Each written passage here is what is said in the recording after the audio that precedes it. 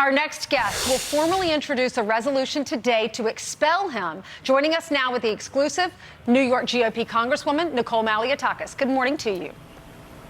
Good morning. Good morning. So why do you want him expelled? Look, this is the United States Congress. It's not a New York City public high school. And of all people, Bowman knows the old fire alarm trick because he was a high school principal. And quite frankly, when he was the high school principal, there were serious ramifications if a student were to do that, and including expulsion. And so I would say that it is an appropriate next step to make sure that he is held accountable, that there are consequences for his actions.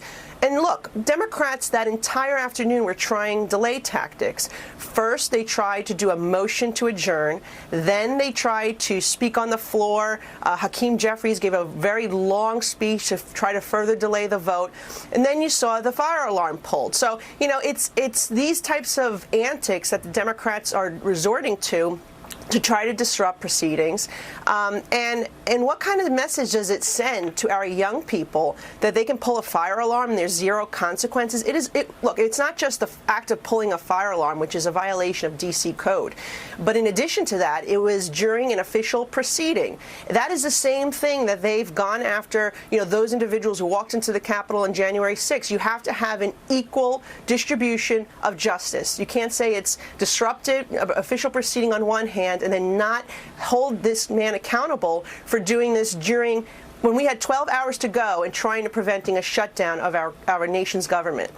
So the law in D.C., it's a misdemeanor for pulling a fire alarm falsely. It's punishable up to 6 months in jail. He tweeted about Donald Trump months ago, no one is above the law. So should he face punishment? Yeah, look, it's a misdemeanor for pulling the fire alarm, but it's a felony if you're doing it to obstruct government proceedings, which is what we are saying occurred here. Look, it's very clear it was a fire alarm. There's, you know, if he wanted to push the door open like he claims, perhaps an alarm would have gone off. But that's not what he did. And also there's access to the Capitol through many different ways. It's not just through the doors. There's a tunnel that connects the Cannon Building to the Capitol. So nobody buys this argument that he did it because he was trying to get out of the building to go vote. That's just ludicrous. Yeah, he said those doors were emergency doors. But when you look at the picture, and I don't know where these doors are, but usually an emergency door says emergency across the buttons that you push, you know, the handle that you push to get out. It doesn't appear to those are emergency doors. I don't know why they would be locked, maybe for security reasons. But the fire alarm is to the left, and look at it. It says fire. Everybody who's above the age of 7 knows that you don't pull a fire alarm unless there's a fire, or you're going to face the consequences.